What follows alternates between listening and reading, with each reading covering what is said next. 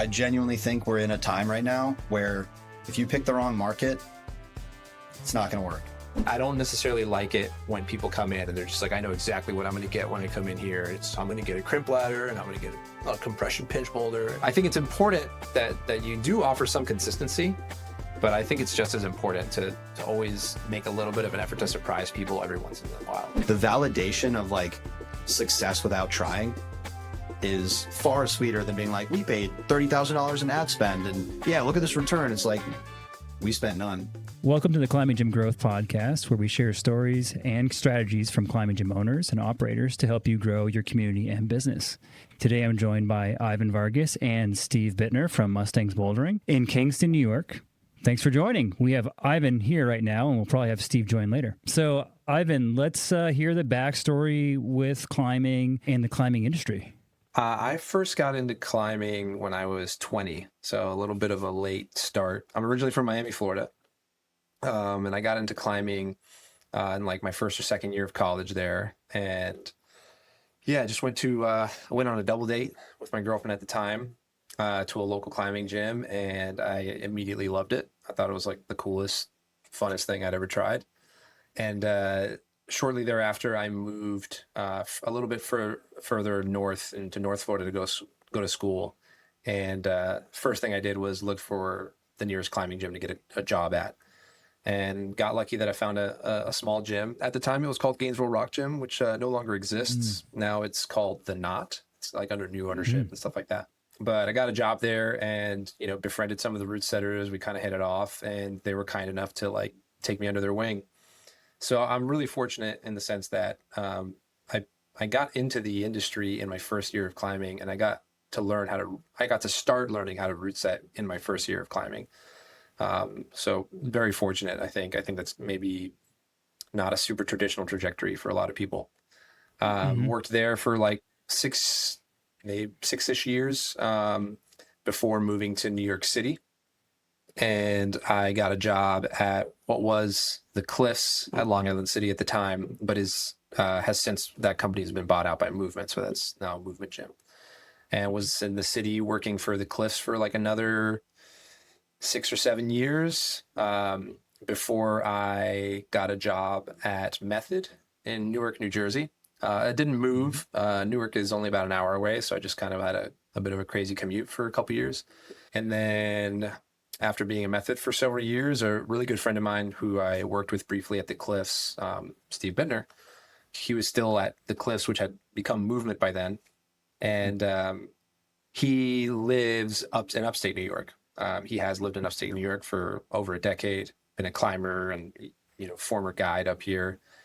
And for a really long time, he, had sort of thought a lot about opening a climbing gym up here, sort of dreamt about what that would look like. And we can get into this later, but the Hudson Valley is like a kind of an outdoor mecca in the Northeast. There's like tons of stuff to do. Maybe not the most rock climbing ever, although, between the Adirondacks and the Gunks alone, there's like quite a bit. But it always kind of surprised us that, a really modern sort of newer climbing gym hadn't yet opened in like the Ulster County area, which is where we are now. Anyway, and he approached me one day, and we'd sort of been talking on and off about it for a couple of years at this point, kind of just like I felt like it was a pipe dream, but Steve took it super seriously. He did a lot of legwork, did a lot of research, until one day, the sort of short version is he reached out to me. He's like, "Hey man, I found a space." He's like, "This is the space." And he's like, "I'm going to do this with or without you. Are you in or out?" And I had to make a pretty big decision, and that was a year ago. And so here we are. I was in. That's incredible. Yes. Hello. Join us, Steve. Perfect timing. Yeah. So we're just talking about the backstory of the gym. Got Ivan's sort of history of climbing and how he got into the industry, and then got a little bit of, your backstory tied in there. Would love to hear some of your backstory as well, if you're ready.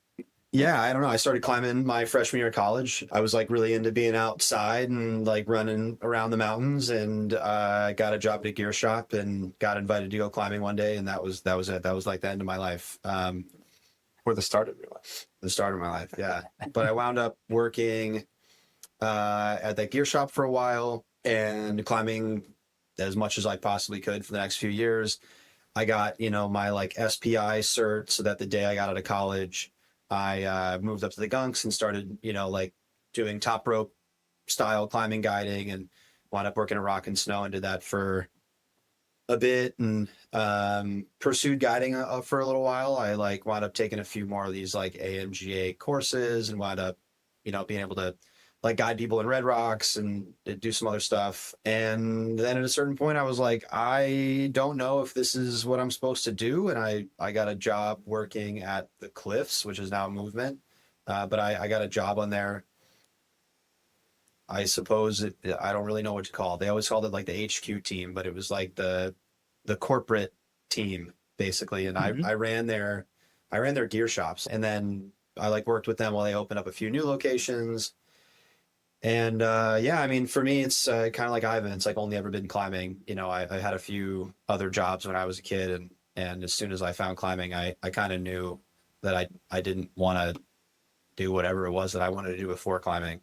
And yeah, as soon as I moved up here, it became pretty obvious we needed a bigger gym. I moved up state, and I moved to the Gunks in 2015, and I wasn't really a gym climber. I've kind of never really been a gym climber because we haven't really had like a big climbing gym. There was an old one here called the Inner Wall. It was one of the first gyms in the country. And shortly after I moved here, a gravity wall opened in Poughkeepsie. It was kind of far away. Did a lot of like birthday parties and stuff. And then a friend of ours, Chris, bought the Inner Wall like just before COVID, revamped it. It's an awesome gym. It's just pretty small, and the community definitely like I think wanted a little more. And yeah, over COVID, I started thinking while I was working at the Cliffs, it'd be cool to open a climbing gym here. Yeah, that's kind of that was the impetus for this. Cool. And so your gym is bouldering only, right? Yeah.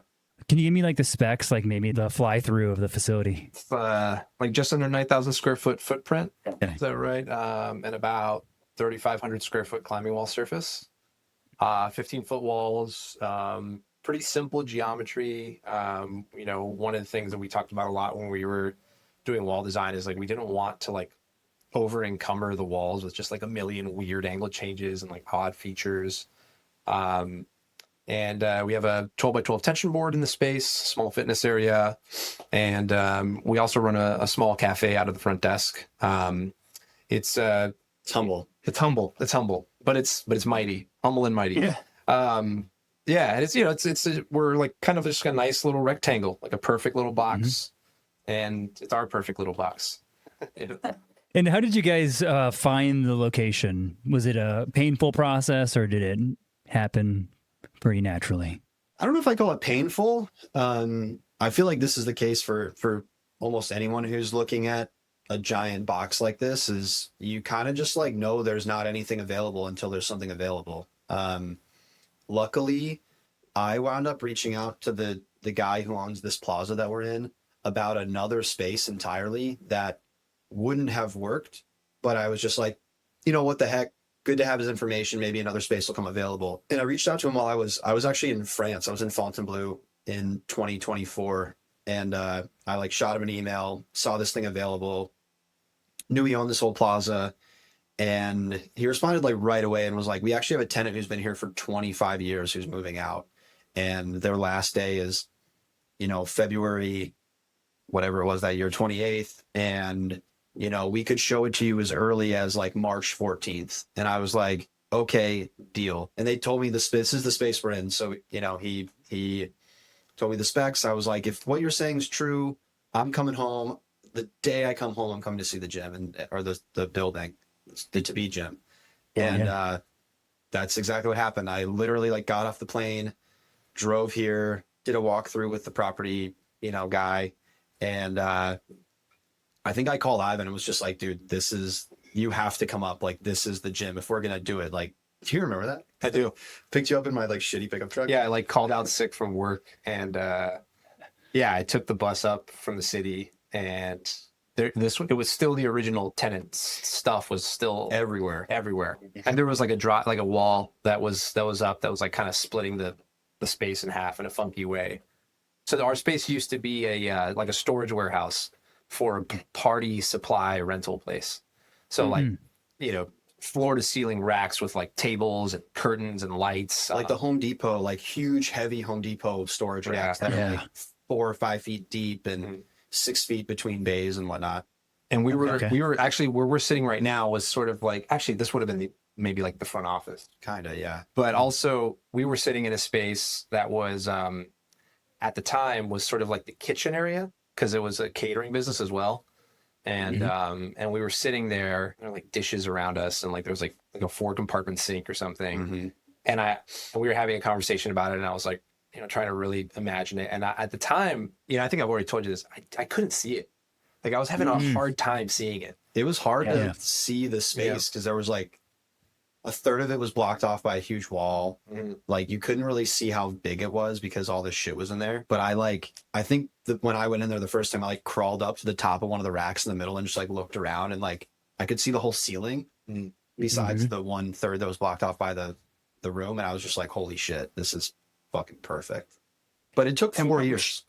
Yeah. And it wasn't 4 years of like every day, you know, grinding or anything, but it was 4 years of like actively looking for a building, you know, and like we got somewhat far on lease negotiations with one building.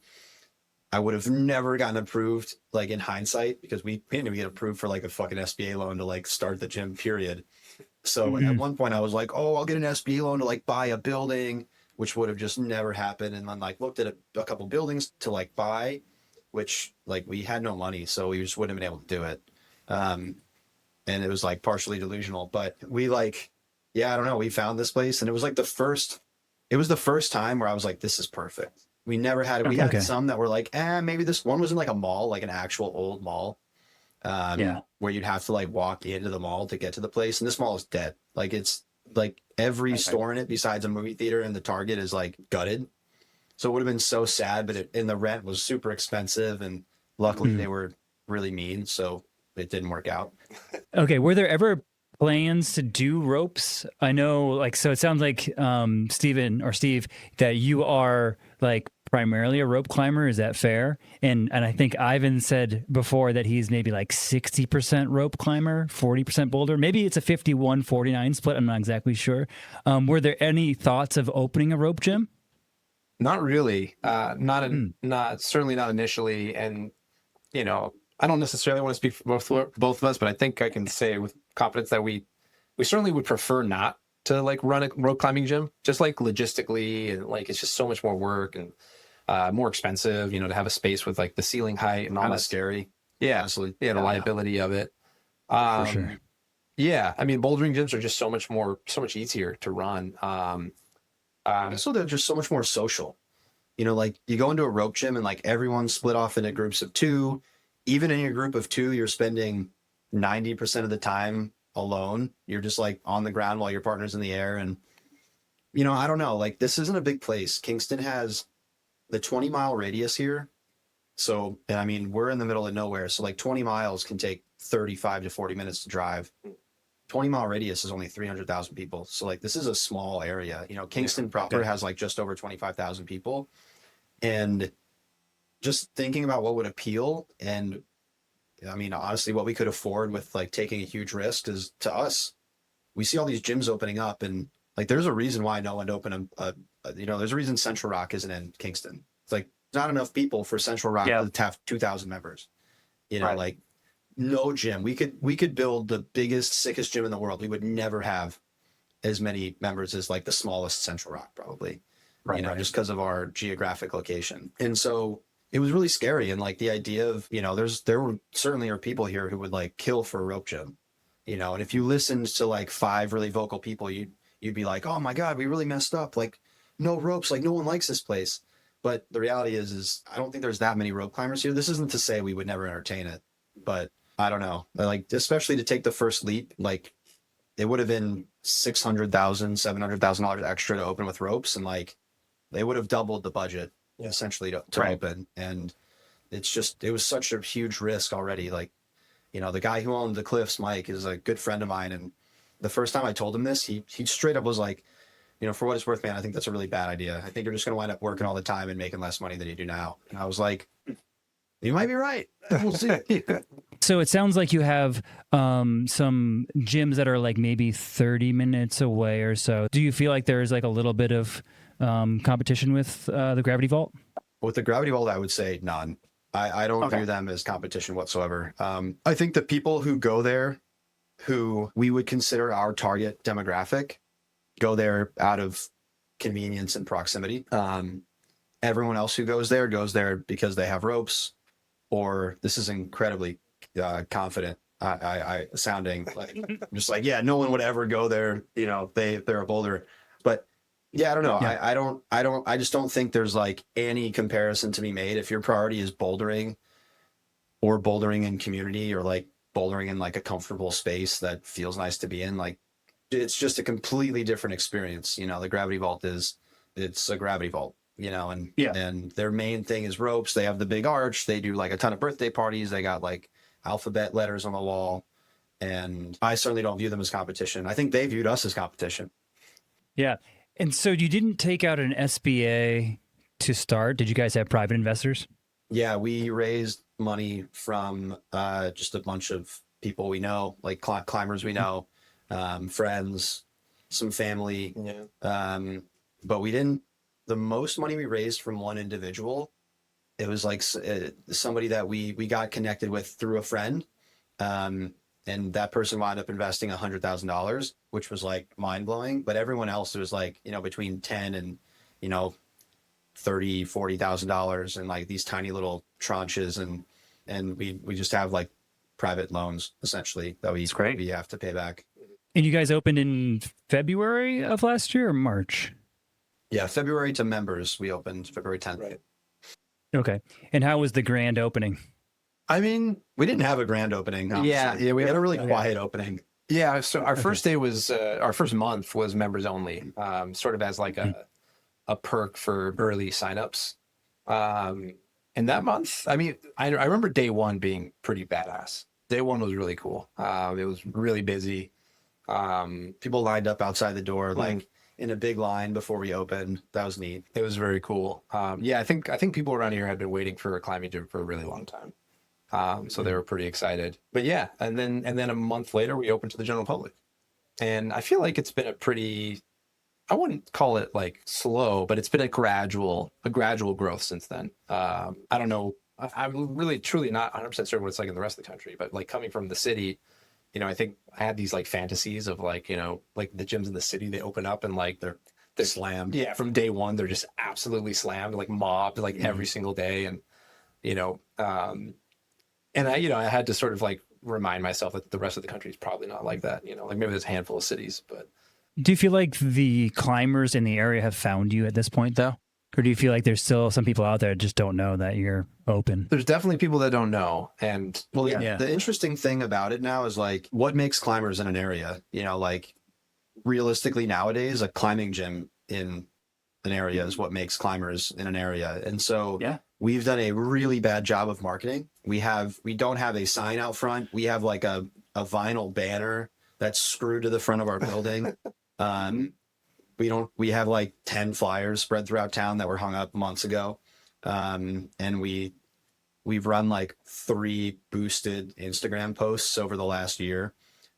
So I think like the people who are climbers now in the area know about us, but I do truly think that, and this is funny, I said this to someone the other day, I was like, I'm kind of afraid to like finally pull all the triggers to see like, oh, you know, how many people can we really get? Because once we pull them all, there's no more to pull. And I'm going to be kind of scared of like, oh man, we're like out of tricks, you know? Like, and do you think that part of that is you don't feel like you're ready to bring them all in yet? You're kind of like still revving up the engine, still getting the systems, like making sure the route setting's good. Like, is that part of the hesitation to pull all the stops or? Definitely not the route setting.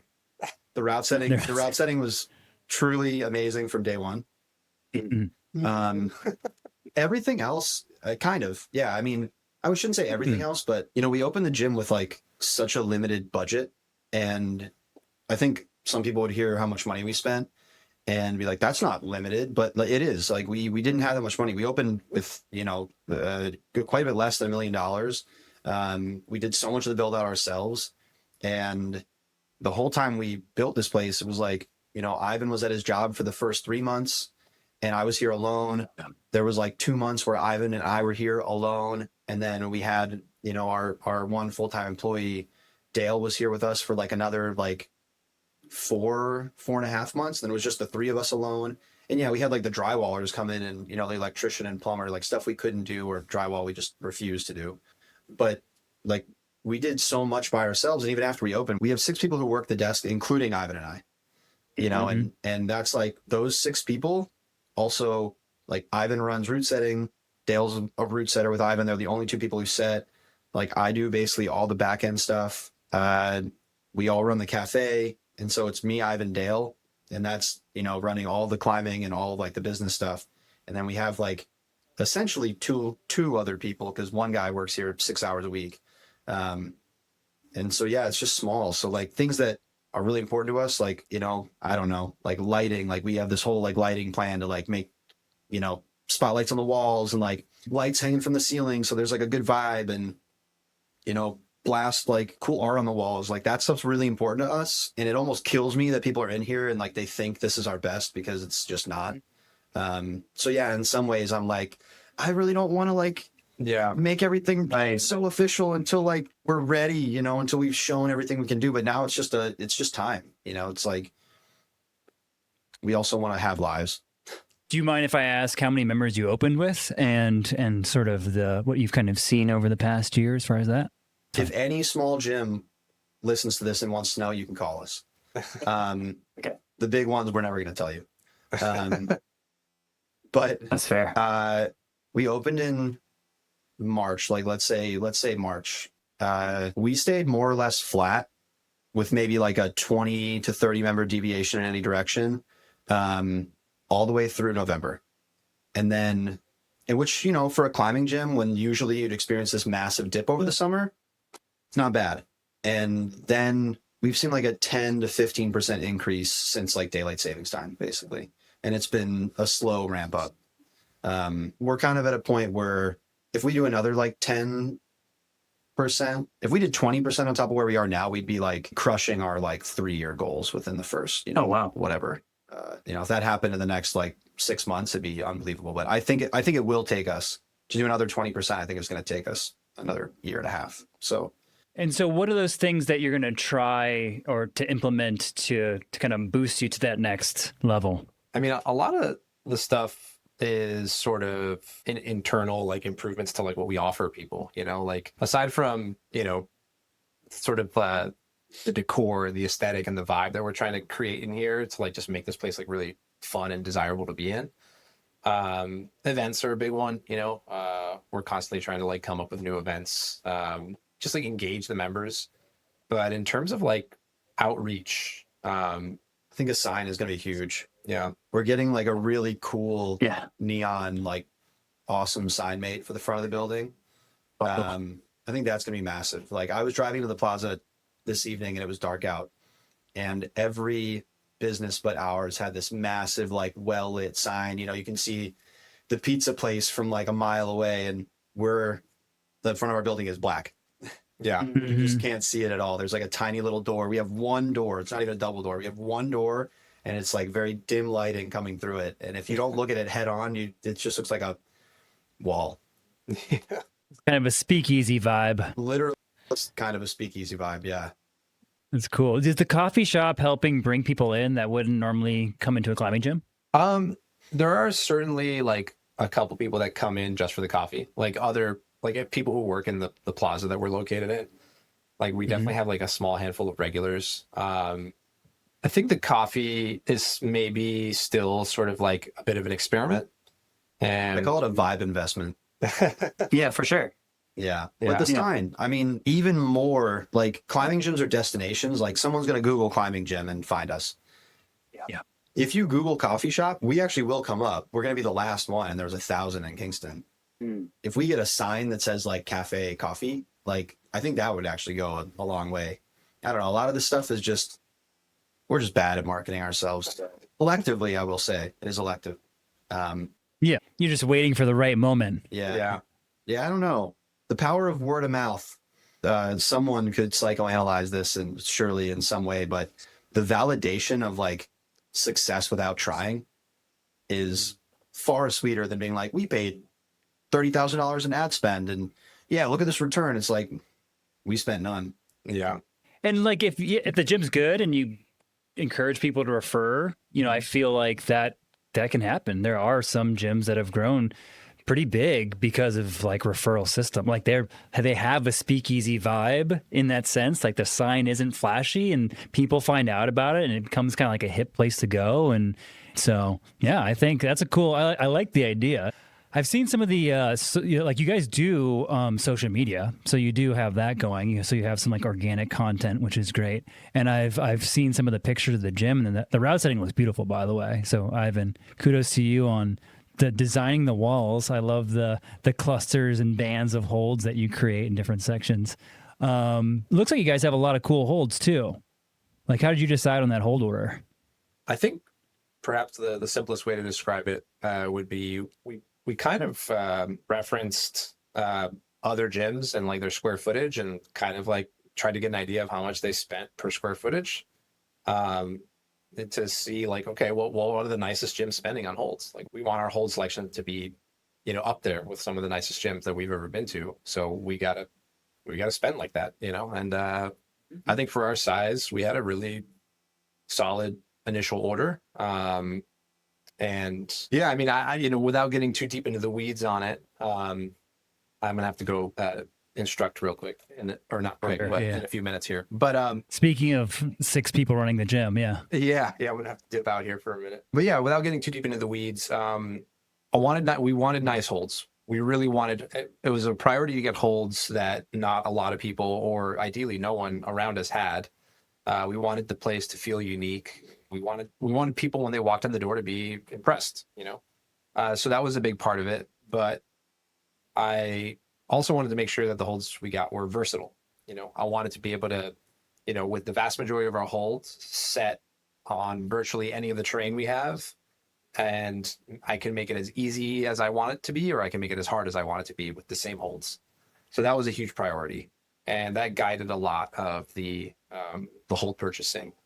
And I feel like, in this first year, there was a lot of time spent getting, I think the vast majority of our hold selection is good, but there's certainly like staples, or what I consider staples, like things that are generally that the climbing gym industry generally considers to be like, oh, like this is like the gold standard of like fiberglass macros. And you got to have the borderline minis. You got to have the superstars. Mm-hmm. You got to which are great. I agree with all those. I love those holds. They're classic holds. But, Steve and I have spoken a lot about like trying to find unique things, trying to find holds that other gyms don't have. Not just out of, a desire to sort of like, draw people in with something unique, but also, I mean, there's something to be said for like inspiring the route setting, like if we're using the same old holds all the time, and like we're never really surprised by what resources we have, it becomes hard to break out of the conventions that we often get stuck in.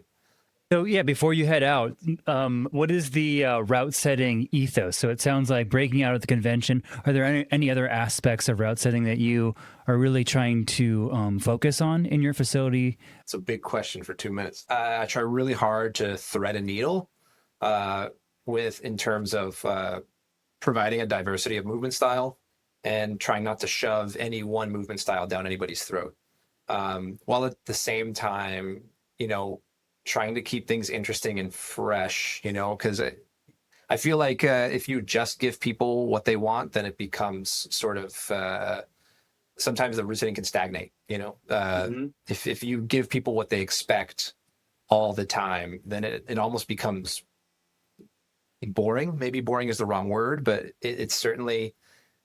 I don't necessarily like it when people come in and they're just like, I know exactly what I'm going to get when I come in here. I'm going to get a crimp ladder and I'm going to get a compression pinch boulder. And, I think it's important that you do offer some consistency, but I think it's just as important to always make a little bit of an effort to surprise people every once in a while. I think it's really cool when people come in here and they're like, whoa, like this is different, and, oftentimes they may not like it, oftentimes they love it. And that's the beauty of, modern climbing gyms is that, well, like either way, it's going to be something else in 4 weeks. So, and that's kind of part of the fun of coming here is like every week, you know, you got all the stuff that you know and love, but there's always something a little bit playful, a little bit new, a little bit different. And I have to go now. Oh yeah. Yeah. Head out. Thank you for sharing that. That's amazing. Really appreciate it. But you're in good hands with Steve. Yeah, man. Thanks for joining. Have a good class. Chris, what's your deal? So Dude, how did you start doing this? Yeah, so the podcast is really just this like side project. I have a lot of friends that have opened climbing gyms recently. And it was just like a really fun to like hear their stories and like what they're going through. And you know, they're always looking for information from other gym owners to like kind of share and learn from each other. And so I thought this would be a great opportunity to like try to host those conversations and try to get the conversation going between a lot of these new gym owners. So yeah, it's just been like a fun kind of project and it's just like fun for me to learn and also hopefully helpful for you guys. So That's cool, man. Yeah, I love that. this is a kind of a numbers question, but I'm just curious how many people you see kind of coming through the facility for the first time. Like, do you see a fair amount of people coming through month over month? Sadly, we're in the middle, like next week, we're switching our software that we're using. So the software we use now doesn't like really aggregate data well. So I love data. I love knowing where things are, where people are coming from. I'm used to working with 30 reports at my disposal at any given time. And that's just not the case with this software. So yeah, I don't really know. I mean, anecdotally, just like working at the desk, it doesn't really seem like people view it as bowling. You know, there's not massive families who, you know, don't have like an athletic background coming in to just kill a Friday night. I think they, for the most part, have been to a climbing gym before. They definitely tend to view it as a workout. I think they know that, which they're not wrong, but it is interesting. Like certainly we see that. Like a substitute for like a, I don't know, spin class or something is what it seems like for some people. But most people coming in here, like they seem like they want to climb, you know, like they have an interest. We have a lot of people who have 10 punch passes who don't live close enough to have a membership. I think we convert a good amount of people to members, but our churn rate is just so high. It's absurdly high. That's curious. Why do you think that is? I think we have, we live in an interesting area, right? We're 2 hours from New York City. People have second homes. There's a few universities nearby, but like really small one and not really nearby. Like, you know, there's a small SUNY like community college that's, you know, 15 minutes away. Bard, which is a very small liberal arts school. You know, like single digit thousands, right? Like they maybe have like 5,000 to 8,000 students. They're like 20 minutes away. And a lot of people come and go, you know, they're here for a semester, they leave for the winter, or, you know, people are up here in a rental house for a few months. It seems like so many people traveled for the summer. And, I don't know. You know, we get a lot of people who seem like it's, from day one, they know and this is why it's interesting, is because we're not finding it's new people who are like, oh, I found this new sport. You know, it's people who sign up and they're like, all right, how many months do I have to stay for? And they're like, cool, I'm probably only going to stay for 2 or 3. And then sure enough, they leave after 2 or 3 because something else came up. We also live in like an outdoor recreation mecca. So, you know, I said like daylight savings time made a huge impact.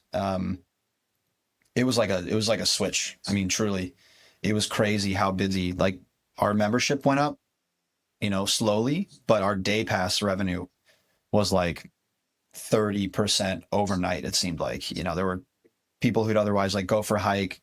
We have world-class rock climbing. We have world-class gravel biking. There's amazing trail running. And even in the winter, there's like world-class cross-country skiing here. So people are really entertained, you know, with like physical outdoor pursuits in the summer. You know, I like, speaking even for myself, like if it didn't rain here, I would probably as an individual, like never have a climbing gym membership for like the fall or the spring. But it does rain here. But some people, you know, I think that probably getting outside 2 days a week is just enough, you know, no matter if they're going for a trail run, if they're riding their bike, whatever, and justifying, you know, the $80 a month to have our indoor climbing membership probably isn't worth it. But yeah, it's interesting. I mean, I'm psyched to have this new software and like kind of explore like who is churning more specifically. But yeah, it's crazy, dude. Like there are days where we have like 4 members cancel and like luckily 4 members sign up, you know, within, you know, a similar time period. But yeah, it's like, it was freaky how for months, like truly, it was very, very odd. We had like a 4-month period where our member count was like, you know, over the whole year, it deviated like 30 up and down from this like median. But there were like 4 months where it was like 8 members up or down from this number. And like, we don't have 100 members. We have, you know, we have more than that. So it was shocking. It was just like, how is the churn rate so high, but we're staying so flat? And I don't know, to me, I was like, at least they're getting introduced to the gym, you know, at least we're getting people in here. Maybe they'll come back. I noticed on your website you have a 1-month prepaid. We do. Do you think that there's like people like expiring their 1 month and then repurchasing, and then is that some of that going on, mixing up the metrics a little bit? I wish. I wish. We sell so few 1 months, like standalone months. It's actually, I think the most we've ever had at one time was 8. Like, so in 1 month, we've had only 8 active single month members, whether it's a discounted one or whatever. Yeah, a lot of people, I don't know. I feel like most people who are exploring the gym for the first time and they like come for a day pass, they maybe wind up with a 10 punch pass. And a lot of them, I think, wind up burning through that really fast. They like find that they keep coming here and then they're like, oh, I can't buy one of those again. I'm just going to get a membership. It's clearly more affordable. But yeah, I mean, I would love to hear what other gyms' experiences are with Churn, because it's like, it's the single thing in this whole project where I've been like, I didn't expect this at all. It sounds like your market's different than a lot. Yeah. It's odd. And so you have an influx of new people during the summer, though, so maybe there's something there. I know that I've talked to Alaska Rock Gym, Nicole, the GM there, and she was saying that like they have like an influx of people, so they do try to target them when they're in town. You know, maybe they'll do like a summer membership specifically to try to kind of like draw that group in, and they're trying to like make the most of maybe that dip that you would normally see, but kind of like leverage it a little bit. So I've heard of people doing that. I'm curious, how are the annual memberships? Do you guys sell those, and are those like few and far between, I presume, because of the seasonality of the place? We sold 40 annual memberships before we opened. We decreased the price at the beginning of December, like, oh, we're running like a couple months special, you know, buy the year up front, like at the end of this year, the beginning of next year. So right now I think it's $800, and we've probably sold like 5. Okay. Wow. That's a good discount too. It's a good discount. Yeah. It's $204 that you save, you know, over the course of a year. Yeah, it's like 8 months of membership. Is how much it costs. But yeah, I don't know. They're not crushing it. And the theme of this conversation is going to be that we don't really market it, though. Yeah, it's having a promo and then not putting any extra firepower behind it. Sometimes is a little hard. Totally. But it sounds like it's kind of like you're trying to use like the ski resort method, right? You try to sell the annual, like heavy discounted annual, like before people, you know, before the season even starts. You don't know if it's going to be rainy or not. So maybe we can like get them early, you know? Totally. Yeah. It's funny. If there was a time where we probably shouldn't discount anything, it's right now, because so many people are psyched. Right. It's funny. Me and Ivan had a 5-hour-long meeting today where we talked about a lot that I think has to change this year coming up. But we opened, and I knew with like every bone in my body that we were going to be making money from the first month. You know, it was a huge bet, but so many gym owners were so generous, including a lot of the people you mentioned. You know, Aaron at Center 45. I don't really know Aaron, but he was generous enough to give me some of his time on the phone. And that place is awesome. Like that gym's, I think, like a community model. Like, you know, talk about taking a risk. Yeah, opening in Boone is so sick. but yeah, it was people like Aaron, the guys at like Salt Pump and Ascent and New Haven and a ton of just small gyms, owned by normal people. And like, I tried to call like kind of similar markets, like Boone's maybe not identical, but Asheville's like maybe also not nearly identical. There's a lot more people and a lot more happening, but I don't know. I tried to find places where I thought there would be similar markets. And I asked like really blunt questions. I was like, how many members do you have? What's your monthly average membership? How many day passes do you do a month on average? Like, what's your check-in count? And I just like put together a list. I probably called 15 gyms and I like put it into a spreadsheet and highlighted the gyms that like fit. I did like demographic studies on them and then versus Kingston and like highlighted whatever 5 that like matched us best and then look at their numbers. And I was like, if we get to this point in 2 years, like we'll be fine, and our break even was like half of what our membership is right now, so, and thank God, because we had to take out all debt to do this. But it gave us the luxury of like, we did this and we settled into this and we had an amazing response from the time we announced. Like, I think we got a lot of buzz from this area, and the climbing community here. And we had like so much word of mouth support.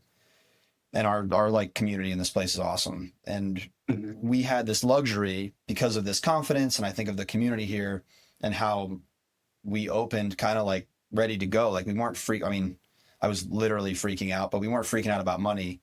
That I kind of viewed this whole first year as an experiment.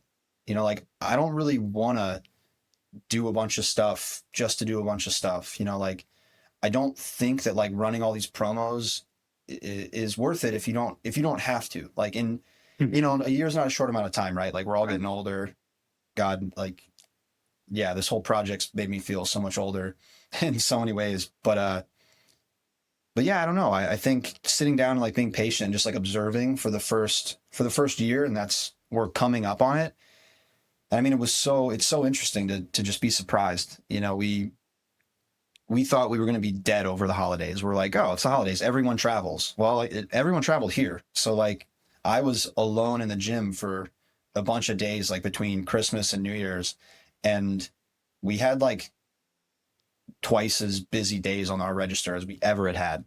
And it's like, oh shit, this is crazy. All right. Well, like this is awesome. Now we know there's a bunch of people here. And, we like take some notes and we know for next year. And even the summer, like we went into this summer and we had this point where like summer's going to be slow. We know this about climbing gyms. We've worked in climbing gyms a long time and we probably could have made, I don't know, $10,000, $20,000 extra if we'd done like a summer camp or something, but we didn't do it because we just wanted to see, we wanted to get a baseline.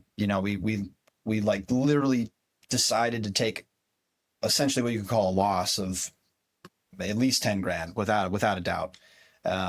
Probably much more because we just wanted to know the baseline of like, do we need to do this? Okay. Well, now it seems like we need to do it because the community is like demanding it. Like we need a kid space yesterday. But we don't need to do it to survive, Yeah. But we do need to do it to have the community here thrive in the way I think that we want it to.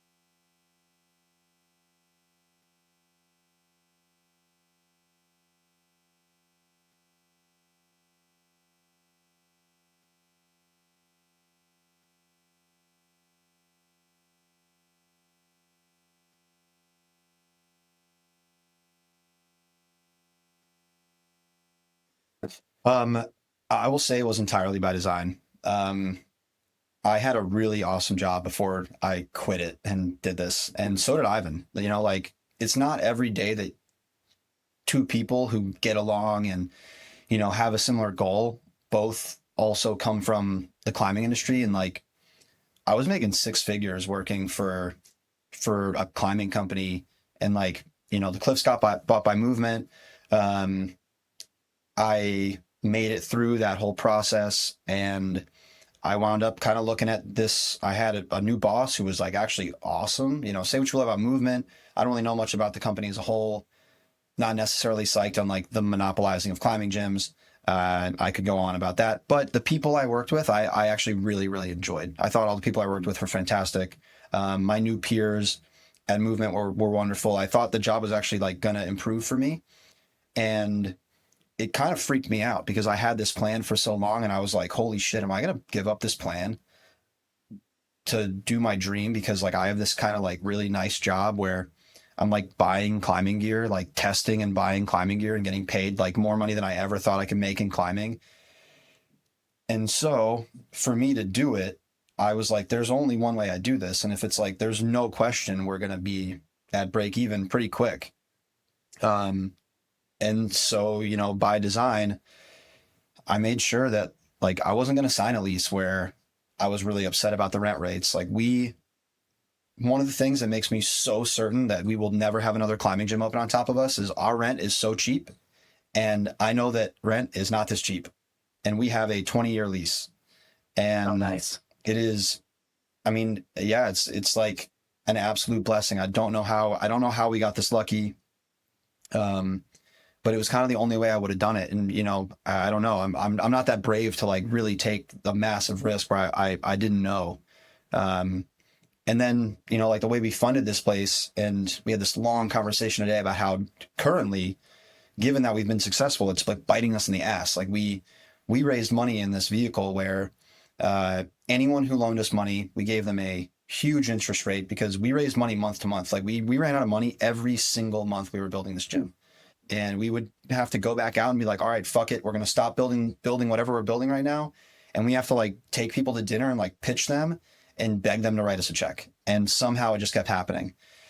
But the way we raised the money was very specific. It was to like de-risk our first several years. So I wrote up, with the help of a good friend and a lawyer, I wrote up like an investment vehicle that allowed us to raise this money, deferred all payments for 5 years, and we owe everybody their money back at the day that 5 years hits. So plus all the interest. Currently, that really sucks because I want nothing more than to just have fixed monthly payments, be able to take all the money on top and reinvest it in the business, pay staff more, actually pay me and Ivan, because we make minimum wage capped at 40 hours a week right now, and we're certainly working way more than that. Right.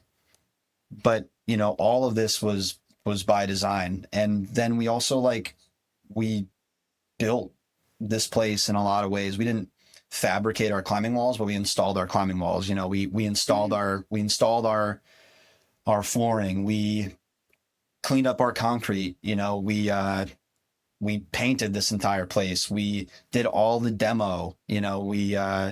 Like anything that we could do, we did. Like yesterday morning, I came in the past 2 mornings to run 800 feet of electrical wiring in our ceiling because the electrician's coming, and I'm like, dude, I'm not paying you to run. We can't pay you to run wiring. Like that's going to take you 6 hours, and I'll do that.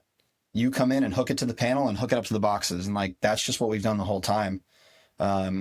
We just couldn't. We didn't raise enough money. Like we literally didn't have a choice, and it was like, all right, we have 50 grand in the bank account. That's barely going to pay the down payment on the walls. Well, we don't have enough money to pay anyone to come in and demo. So like, guess what we're doing for the next 2 months?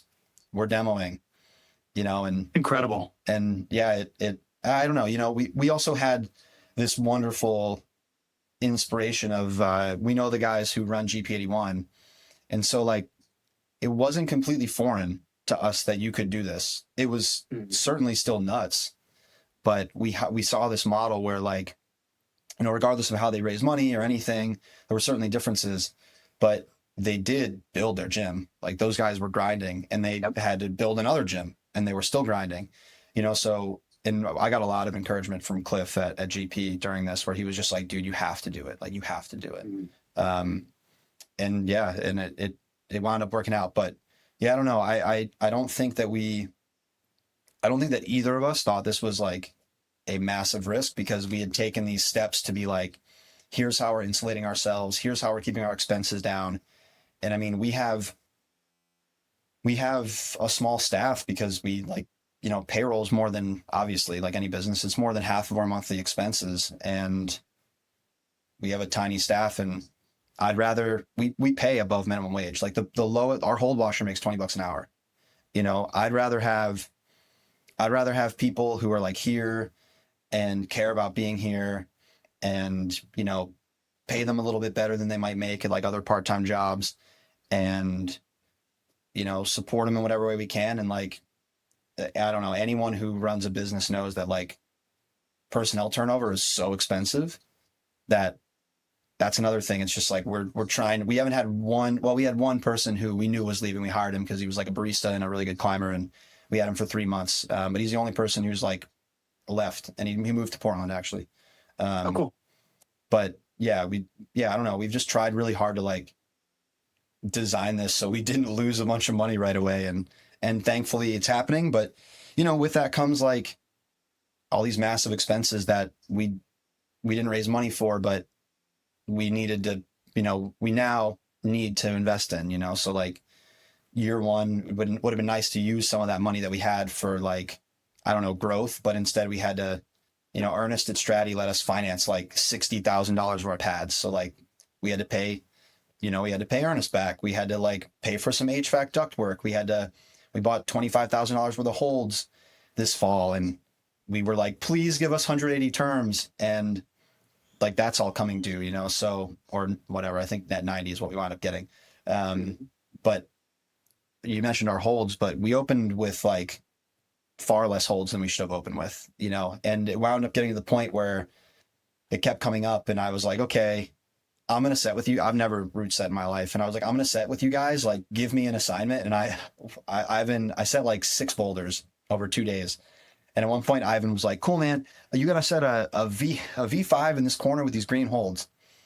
And I was like, cool. Yeah, no problem. No problem.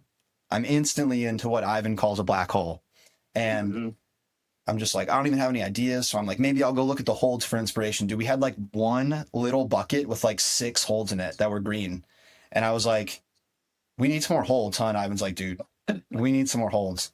And this was this fall, you know, we like made it all the way to the fall with like him and Dale just totally killing it, you know, utilizing our resources, like washing everything that got stripped like that morning and reusing it, you know, kind of just like stashing maybe 30% of it to the side so that we wind up rotating through.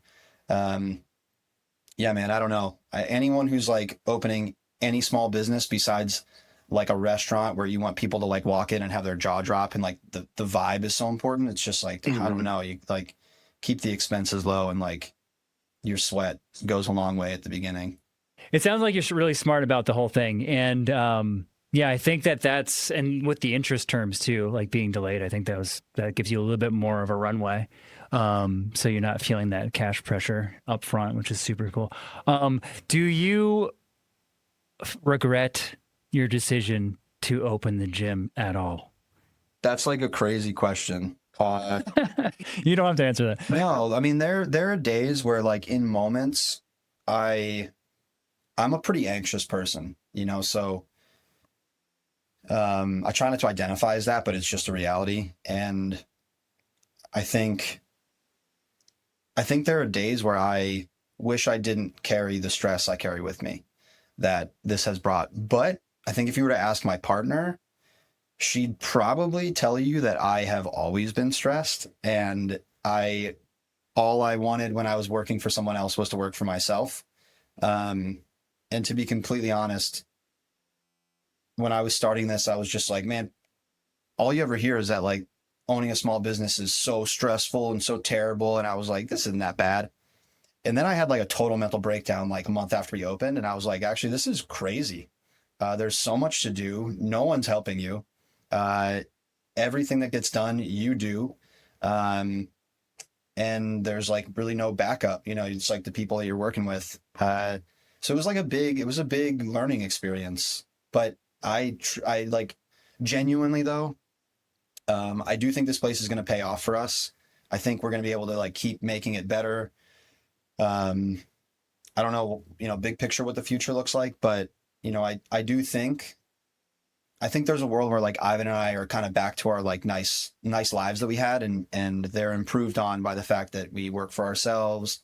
We employ an amazing staff. We're able to like bring a business to this community. We have this amazing, I mean, today me and Ivan were like eating dinner tonight, and we both commented on like the number one thing that keeps us going is members coming up to the front desk and being like, dude, you guys opening changed my life. And it's, and that's not like special to us. It's like anybody who takes this risk and does this in a community where there's not a climbing gym is going to make people's lives better, and like give them a community hub and a place to, feel welcome. And that's, yeah, that alone is like, I would never go back. There are definitely days where like my partner works remotely and I'm like, damn, we could just like be in France right now, like working and climbing at Fontainebleau, and we could do this for 6 weeks and like that'd be awesome. But I'm still going to Fontainebleau this year. It's going to be for a shorter, but it's going to be great. It's going to feel even sweeter because I've like really earned it, and I'm pretty psyched on living more local and being involved with the people here. So no, I don't regret it. I'm psyched. Yeah. It sounds exciting, really. When you're talking about it, I'm just thinking of you being like on the sharp end. You're on sighting right now. You're run out. You know what I mean? You can't turn back. You just got to go for it. It's kind of cool. Yeah. I mean, that's the crazy part. It was like you borrow money from people. I sold my house to do this. Like I put literally every penny I've ever made is in this gym. And it's shockingly similar to like those positions you don't really like being in climbing, where you're like, holy shit, dude, I went way too far above this piece. There's still no gear. My only option is to go up. This is irreversible. Yeah. And you just got to like keep it together. But keeping it together for like months is pretty hard. A long time. Yeah. That's crazy. Cool. Well, thanks for sharing all. That's awesome. Do you have any final words of wisdom for owners looking, to start a gym or that are within their first year of starting? I think I'll be really boring and like just touch on what we've already talked about in a way. I've talked to a lot of people about opening climbing gyms, and people who've already done it, when I was looking to do this, and people who are doing it now, people who did it around the same time as us. And yeah, I mean, you said earlier, there's like a bunch of people you've talked to like aren't breaking even yet. I genuinely think we're in a time right now where if you pick the wrong market, it's not going to work. Everyone thinks climbing is so popular because it is in front of you all the time on your phones. Climbing is still so small compared to every other sport. I'm not necessarily a believer that it's going to turn into this huge thing that like, El Cap private equity that bought movement is like convinced it's going to. Like, there's not going to be a movement in every town. It's just not going to happen, and I think markets that need it, you'll have an amazing time. It'll be the most rewarding thing in the world. I think if there are markets where it's questionable, or there are already gyms and, maybe there's frustration with those gyms, but you think that just doing it a little different is going to be, like the big game changer. It's like the only thing we have to make money off of as a climbing gym is climbers. And there are only so many climbers. And so I would kind of conclude it by saying, do a ton of research, make sure that where you're opening, you are filling a definitive need, or you're in a market that is big enough to where you don't care. Like you want to open a gym in New York City, like truly go for it. There's so many people, like, I don't know. Oh, if you opened a Vital LES next to Vital LES, it'd probably be packed, but I don't know. I don't necessarily think that's true of other places. And yeah, keep the expenses low. I've talked to gym owners who I want to do nothing but like support all of our staff and have, them be taken care of and feel so valued and to be able to support their lives. But the unfortunate reality of running a business is that you can't do any of that if the business isn't around. And so my number one goal is pay people fair when we first open, make sure that we are not going out of business. And as soon as we are at a point where we're paying back our debt, like we don't even have like our cash reserve set up yet, right? We've had to spend all our money. If we have like a cash reserve set where like that's our safety net. We have 3 months of expenses. We're paying back our debt. You know, me and Ivan are like finally starting to like make any money. It's like, yeah, you know, we'll be able to like do a whole lot more for everybody. And I think some people open with like pie in the sky ideals of like, we're going to be the gold standard. It's like, dude, you got to survive to be the gold standard. You're dead if you're out of business. So like, you can't be the standard for anything. And, I don't know. No, this isn't even like pointed directly at any one gym. I just know that there are gyms that are struggling, and for them, it's like, yeah, I sympathize greatly. I can't even imagine what it'd be like, but I say all of this mostly for people who are thinking about opening a gym, because I know how much of a risk it was to me. And like, this was an existential thing, right? Like if I blow this up, like I'm done. All the money I've ever made, I walked away from a career. I'm not a route setter. I can't just like go pick up, you know, labor, you know, jobs. I'd have to like, I don't know, get a computer job or start another business, which I will never do again. So yeah, I don't know. You know, I just hope people do it and they do it for the right reasons, and they do it in the right place, and they do their homework. And yeah, I've talked to a few people in the past week actually who are opening gyms, and I was like so psyched. I think they both have like a super good idea, awesome markets. They're in communities that are going to like really appreciate it. And yeah, I don't know. I hope there's way more independent climbing gyms in 10 years than there are now. I think it'd be pretty sick. I think that's super helpful. Cool. So where can people learn about Mustangs, learn about you? Where do you want to direct them? We have a really bad Instagram. It's Mustangs Bouldering. We have a really bad Squarespace website that I made in like a day. It's mustangsbouldering.com. Yeah, I don't know. The best way to learn about us is to come climb here, because that's kind of the only way you're ever going to actually see what we're about, because we don't really share it, sadly. Cool. Well, I hope to check it out someday. Yeah, thanks again for sharing the story and insights, and hopefully we can chat again sometime soon. Yeah, it'd be awesome, Chris. Thanks for doing this. It's cool. I think it's an awesome Yeah. resource. I would have loved to have listened to these when I was doing my research. Thanks, Steve. Of course.